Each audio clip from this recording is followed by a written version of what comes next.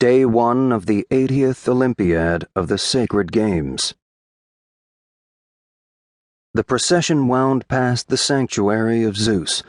They'd been walking 2 days, from Elis to Olympia. "Will we get to see someone die?" Socrates asked.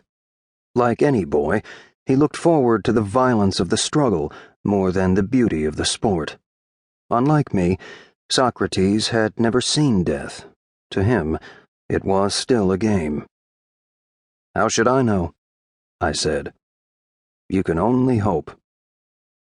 We stood in the crowd to watch the long line file past, the athletes, their fathers and uncles and brothers, the trainers, and the 10 judges of the games. Socrates jumped up and down to see over the shoulders of the spectators in front. That's what he got for being a 12-year-old in a crowd of mostly men.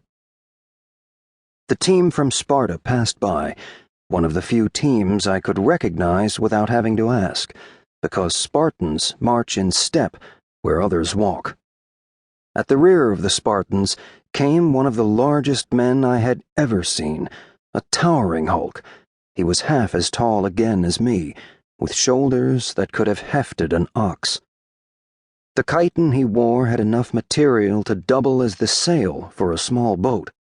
The blacksmith who'd made his armor must have wept for joy at the challenge, then died of exhaustion trying to cover such a chest.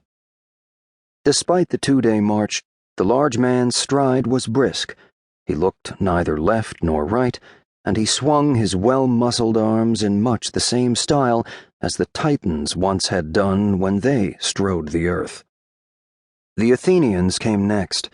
Leading them, almost in the shadow of the huge Spartan, was Timodemus, son of Timonos, of the deme Arcarne.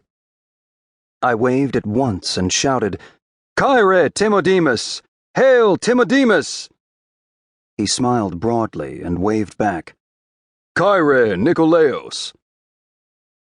I raised my arms in a victory salute, meaning he would win his event. Other men, all Athenians, cheered for Timodemus, too. Everyone knew he was one of the stars of this Olympics, a likely winner of the pankration, and Athens' best hope of a victory. The large Spartan, who had ignored everyone around him up to now, turned and said something to Timodemus. Timo's smile disappeared in an instant. Perhaps the Spartan had complained of too much levity on what was supposed to be a solemn occasion. Beside Timo walked a man who looked so like my friend I could have sworn the two were brothers, had I not known better. They were both short men and wore their hair cut almost to the scalp, but by his weathered skin and destroyed left eye, I knew the other to be Timo's father. A third man, stockier and noticeably taller, walked with them a half-pace behind. He looked like an older brother, and one more tired by the long march. This could be no one but Timo's uncle, and the eldest of the 3.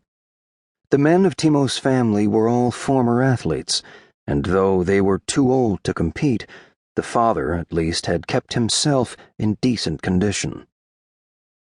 Timodemus and the rest of the Athenians were followed by the Corinthians, and then the Thebans, the men of Argos, and Thessaly, and Rhodes, and all the other cities with athletes whose excellence permitted them to compete at the 80th Games sacred to Zeus, king of the gods. The last of the contestants passed by, the forlorn and grimy men from Megara, who, every step of the way, had eaten the dust raised by those who'd gone before. We spectators waited for the tale to pass, then followed as one large milling crowd. Though it was still early morning, already I sweated freely.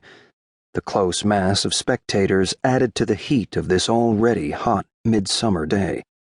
There must have been 10,000 of us, from every part of Hellas, all at this one place called Olympia, here to bring glory to Zeus in the form of the greatest sport in the world. We skirted the sanctuary of Zeus, past the newly raised temple.